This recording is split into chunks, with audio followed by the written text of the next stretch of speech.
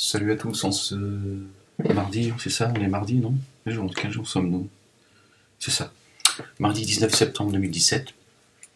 J'aimerais qu'on écoute ensemble un discours une vidéo qui dure 2 minutes.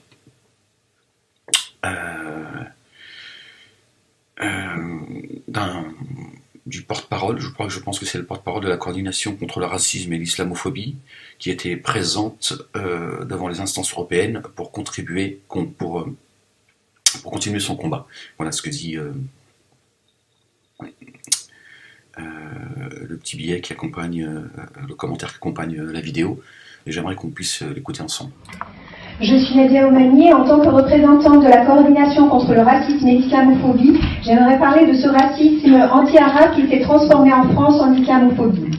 Cette réalité sociologique est fondée et légitimée par des discours, des pratiques et règlements entretenus par certains intellectuels, journalistes et politiques, et surtout en campagne électorale comme nous l'avons malheureusement trop entendu. Certaines phrases de type ont banalisé, voire normalisé le regard négatif vis-à-vis des étrangers et précisément des musulmans qui, bien qu'ils soient français, sont en France souvent renvoyés à leur religion et essentialisés comme l'autre. Cela a commencé par le bruit et les odeurs de Jacques Chirac, le mouton dans la baignoire de Sarkozy et plus récemment vaincre le totalitarisme islamique de François Fillon et non pas islamiste. Sans évoquer les lois et règlements qui, dans la pratique, discriminent essentiellement les musulmans, instrumentalisant ainsi de manière exclusive la laïcité. Une étude sociologique montre en effet que la loi du 15 mars 2004 sur les signaux sensibles n'est en fait appliquée qu'à l'encontre du foulard musulman sur le terrain, tout comme la circulaire Châtel, qui cible essentiellement les mamans voilées en sortie scolaire. Tous ces éléments nous amènent à conclure qu'il y a bien une islamophobie d'État dont on doit avoir confiance pour la combattre.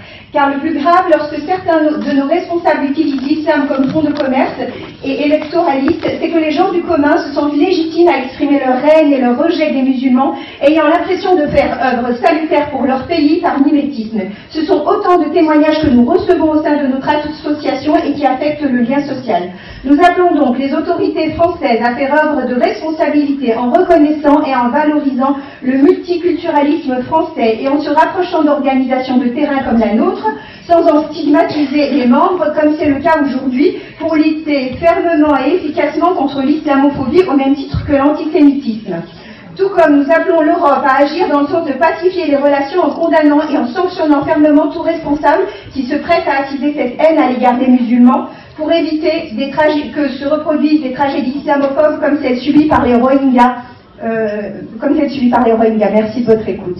Voilà, donc vous avez pu entendre une des porte-paroles, en tout cas un membre de l'association du CRI, le CRI, voilà, donc il revient sur des propos qui avaient été tenus par Chirac, etc. Si on va chercher très loin, voilà, la pleurniche.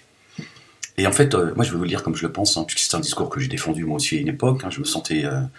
voilà, ce qu'il faut entendre, ce qu'elle dit, elle exprime aussi une souffrance, même si cette souffrance se traduit dans la pleurniche, qui devient de plus en plus insupportable, mais elle exprime quelque chose.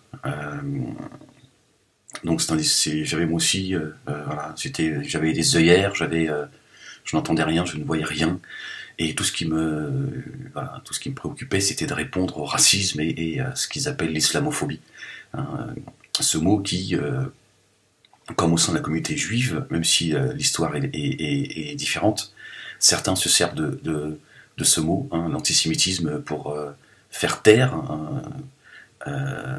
ce que certains ont à dire. Qu'ils fassent taire l'antisémitisme est une chose, ils ont raison. Par contre, il faut aussi entendre ce que certains ont à dire et qui ne sont pas antisémites. Et cette dame,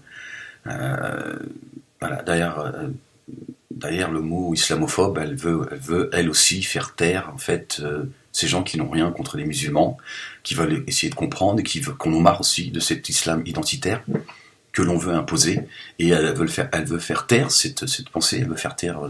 alors évidemment qu'il existe un racisme, qu'il existe des gens qui ont la haine des musulmans, etc. etc. Mais il y a aussi des gens, ils n'ont pas de problème avec les musulmans, mais ils ont à un moment donné envie de dire où va-t-on? Où va-t-on? Et moi je vais vous le dire comme je le pense. Il y a deux choses. Soit la République...